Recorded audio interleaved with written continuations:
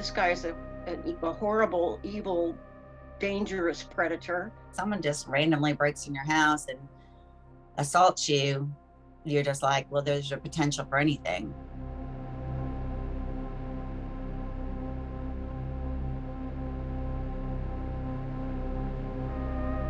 Did say to me, I've been following you, and because I tried to talk to him a little bit, I wanted to keep him calm. I didn't want to, get a knife in my throat.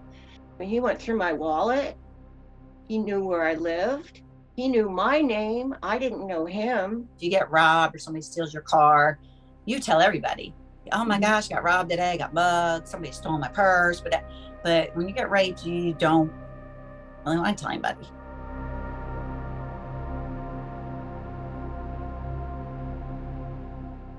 He didn't kill me, but he did kill me.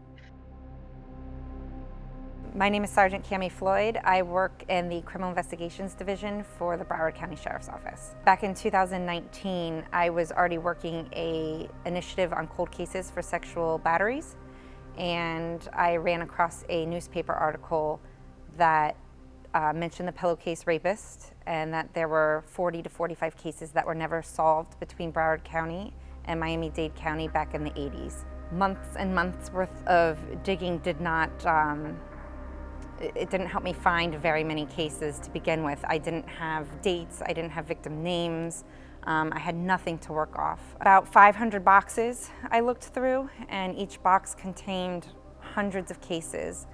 And each case had to be read, the evidence, we had to look at the evidence to see what was there, if it was able to be prosecuted. Through the digging, I luckily did locate one that matched. What distinguished the one case that I found was the suspect entered the apartment during the night. The victim was usually single, alone, and he used a sharp instrument, covered her face, covered his face. He would regularly threaten the victim not to say anything, not to scream, that he would hurt her. He would sexually batter her and choose an item from within the residence to secure her, either both hands and feet or just hands. And then before he would leave the apartment, he would take something from the apartment, usually money from her purse. It was a hunch. It was a hunch based on, specifically on this case, that he used a pillowcase to cover his face. And at no point was she able to identify who he was because she didn't know what he looked like. With that, I was able to go to our crime lab, and with the help of our crime lab, locate in a freezer some specimens that belonged to other victims that had a list of names that we believed to be related to the Pillowcase Rapist. There was a list of 8 names, and it showed a connection between Broward County and Miami-Dade back in the 80s and 90s, where we were working together to try to identify who the Pillowcase Rapist was. At some point in the 90s, the task force that was put together hit a dead end. They had no new information coming forward. There were no new cases, no witnesses, no victims, nobody who could provide anything. So those cases sat until we received the technology that we have today that was able to solve that. So at the time, all we had was blood typing. With this new technology that we have, we were able to retest the specimens and get a full DNA profile of our suspect. Once we started testing, and we were into 2020, Miami-Dade released an article that they had arrested Robert Koehler. At that point, since we knew we had an identifiable person, we were able to write a search warrant and obtain another swab from Robert Koehler that matched our DNA type that we were able to pull from our specimens in the freezer. From the DNA that we were able to pull from our evidence, with 100% certainty, Robert Koehler's DNA matches the DNA from every one of our victims. I was very floored.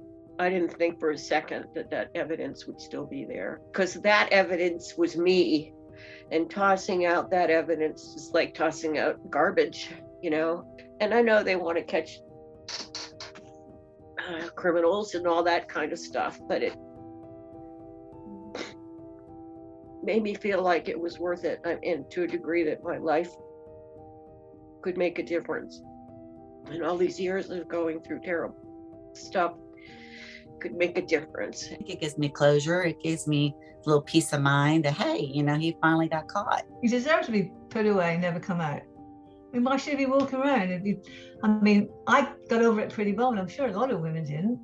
Every single one of these women, I can't imagine what they went through in the initial instance, but having to relive it this many years later, I'm amazed at their ability to recall, their ability to speak freely about it and so detailed.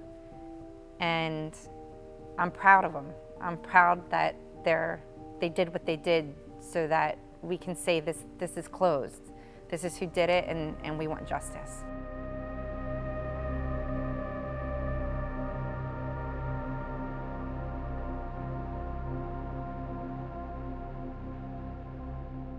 The hard thing is, I wish that more people came forward, because he did this to so many people. I hope they all come forward, and I hope once they realize that there were so many other people he did this to, maybe they'll feel better about what happened and maybe be more forthcoming. Definitely encourage them to come forward, because their voice is important, and it's important to realize, after so many years, you can still get justice.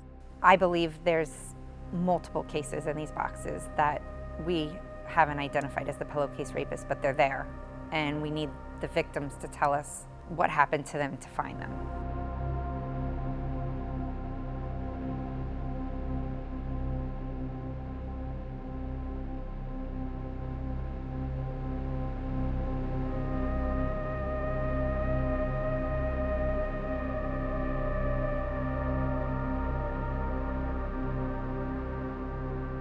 To be able to put a name and a face and say that this person is finally in handcuffs makes me feel that BSO did something good for the community.